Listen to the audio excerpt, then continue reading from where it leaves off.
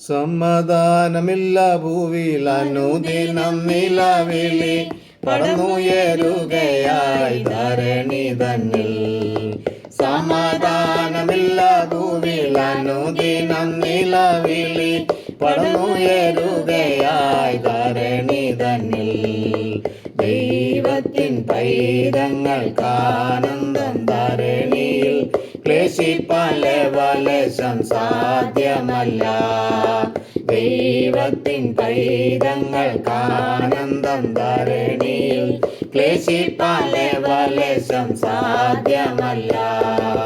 കാഹളം കാതുകളിൽ കേട്ടിടാറാ ദൈവദൂതർ പൊൻവീണകൾ മീട്ടിടാറാ.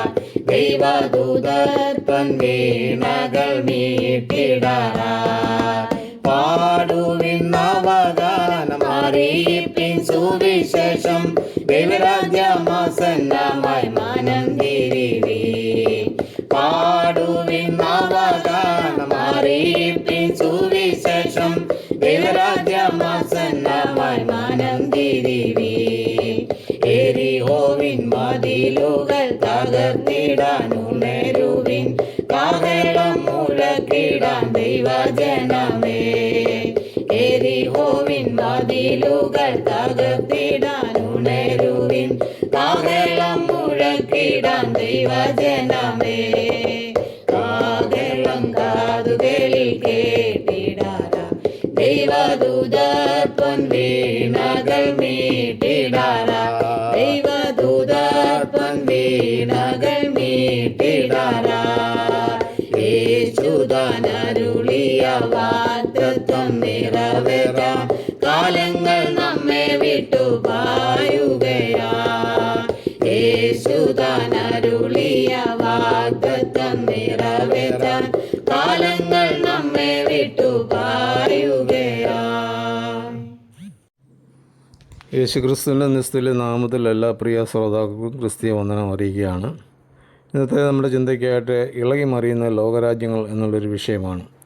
എക്കാലവും സാമ്രാജ്യങ്ങൾ അവരവരുടെ ശക്തി പ്രകടിപ്പിക്കുക എന്നത് കാലാകാലങ്ങളായി നാം കണ്ടുകൊണ്ടിരിക്കുന്ന ഒരു വസ്തുതയാണ്.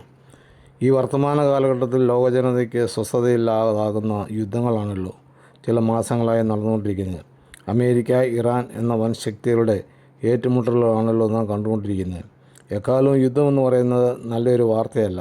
ലോകത്തിൻ്റെ ഏതെങ്കിലും കോണിൽ നടക്കുന്ന ഒരു സംഭവമാണെങ്കിലും എല്ലാ ജനങ്ങളെയും ഒരുപോലെ ബാധിക്കുന്ന വിഷയമാണ് യുദ്ധം. സാധനങ്ങളുടെ ദൗർലഭ്യം, വിലക്കയറ്റം, യാത്രാ തടസ്സങ്ങൾ, ഇങ്ങനെ നിരവധി വിഷയങ്ങൾ യുദ്ധങ്ങൾ മൂലം സാധാരണ ജനങ്ങൾ അനുഭവിച്ചുകൊണ്ടിരിക്കുകയാണ്. നിരപരാധികളായ സാധാരണ ജനങ്ങളാണ് കൂടുതലും ദുരിതം അനുഭവിക്കുന്നത്. എല്ലാ രാജ്യങ്ങളുടെയും നോട്ടപ്പുള്ളിയായിട്ടാണ് ഇസ്രായേലിനെ കാണുന്നത്. അവർ നേരിട്ടുകൊണ്ടിരിക്കുന്ന ദുരിതങ്ങൾ ചില്ലറയല്ല. എങ്കിലും അവർ എല്ലാ പ്രതിസന്ധികളെയും തരണം ചെയ്താണ് ജീവിക്കുന്നത്. ഇറാൻ എന്ന രാജ്യത്തെക്കുറിച്ച് ചില വിവരങ്ങൾ ചൂടെ ചേർക്കുന്നു. 16,48,195 കിലോമീറ്റർ വിസ്തീർണമുള്ള ഈ ഭൂപ്രദേശത്തിൽ 89% ഷിയ ഇസ്ലാമും 10% സുന്നി ഇസ്ലാമും ആണ് ജീവിക്കുന്നത്. 18,000 വർഷം മുമ്പ് തന്നെ സ്ഥിരവാസങ്ങളായ ജനങ്ങളുടെ സംസ്കാരം ഇവിടെ ഉണ്ട് എന്നാണ് പറയപ്പെടുന്നത്. 7,000 വർഷം പഴക്കമുള്ള വീഞ്ഞ് ഭരണികൾ അമേരിക്കയിലെ പെൻസിൽവേനിയ സർവകലാശാലയിൽ സൂക്ഷിച്ചു വെച്ചിട്ടുണ്ട്. നൂറ്റാണ്ടുകൾക്ക് മുമ്പ് നിരവധി രാജവംശങ്ങൾ ഇറാനിൽ ഭരണം നടത്തിയിട്ടുണ്ട്. 5,000 വർഷങ്ങൾക്ക് മുമ്പ് സെമിറ്റിക്കുകളല്ലാത്ത എലാമൈറ്റുകൾ, ജിറോഫറ്റുകൾ തുടങ്ങിയ വംശങ്ങൾ ഇവിടെ രാഷ്ട്രങ്ങൾ സ്ഥാപിച്ചു. 2ാം സഹസ്രാബ്ദത്തിൻ്റെ അവസാനത്തിൽ മധ്യേഷ്യയിൽ നിന്നും ആര്യഗോത്രക്കാർ ഇറാനിലേക്ക് പ്രവേശിച്ചു തുടങ്ങി. അറബികൾ, മംഗോളിയർ, ബ്രിട്ടീഷുകാർ, റഷ്യക്കാർ തുടങ്ങി വ്യത്യസ്ത ശക്തികൾ ഇറാനിൽ പ്രവേശിക്കുകയും ഭരണം അടിച്ചേൽപ്പിക്കുകയും ചെയ്തു. BC 559 മുതൽ 330 വരെ നിലനിന്ന അക്കാഡമിക് രാജവംശമാണ് ഇറാനിൽ പൂർണ്ണമായതും അർത്ഥവത്തായ സാമ്രാജ്യം സ്ഥാപിച്ചതും. ചെറിയ നാടുകളെയും ഗോത്രങ്ങളെയും കൂട്ടിയിണക്കി മഹാനായ സൈറസാണ് അക്കമെനിറ്റ് സാമ്രാജ്യത്തിന് അടിത്തറയിട്ടത്. BC 330 അലക്സാണ്ടർ പേർഷ്യ പിടിച്ചടക്കി. അലക്സാണ്ടറിന് ശേഷം അദ്ദേഹത്തിൻ്റെ സൈന്യാധിപൻ സെലൂക്കസാണ് പേർഷ്യ സാമ്രാജ്യം ഭരിച്ചത്. ഇങ്ങനെ ഒട്ടേറെ പേർ ഈ രാജ്യഭരണം നടത്തി. 1905 ഭരണാധികാരിയായ ഷായ്ക്കെതിരെ ഭരണഘടനയ്ക്ക് വേണ്ടിയുള്ള സമരം വിജയിച്ചതോടുകൂടിയാണ് ഇറാൻ്റെ ആധുനിക യുഗം ആരംഭിക്കുന്നത്. 1906 ചെറിയ തോതിൽ ഭരണഘടന നിലവിൽ വന്നു. 1906 ഒക്ടോബർ 7 ആദ്യ പാർലമെൻറ്റ് നിലവിൽ വന്നു. 1908 ബ്രിട്ടീഷ് ഗവേഷകർ ഇറാനിൽ എണ്ണ കണ്ടെത്തി. ആംഗ്ലോ ഇറാനിയൻ ഓയിൽ കമ്പനിയായിരുന്നു എണ്ണ ഖനനം കുത്തകയെടുത്തത്. ഒന്നാം ലോകമയുദ്ധകാലത്ത് റഷ്യയും ബ്രിട്ടനുമാണ് രണ്ട് വശങ്ങളിൽ നിന്നും ഇറാനിൽ പ്രവേശിച്ചു.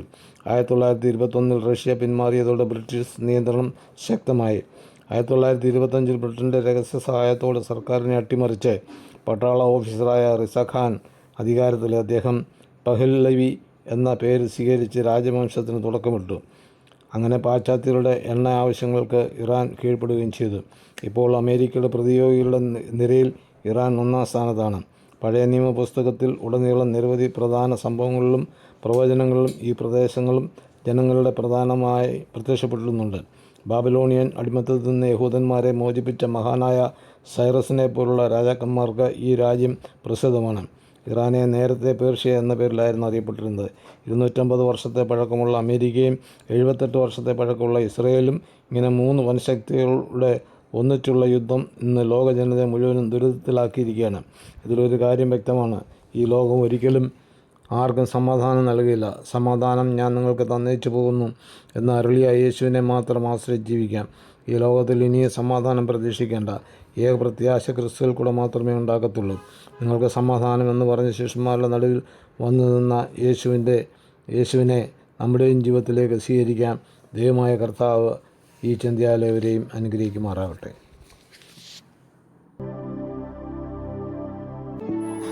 തിരുവചന ഭാഗങ്ങൾ തുടർന്നും ലഭിക്കുവാൻ ഈ വീഡിയോ ലൈക്ക് ചെയ്യുക, ഷെയർ ചെയ്യുക, സബ്സ്ക്രൈബ് ചെയ്ത് സപ്പോർട്ട് ചെയ്യുക. തുടർന്നുള്ള തിരുവചനങ്ങളുമായി നമുക്ക് വീണ്ടും കാണാം.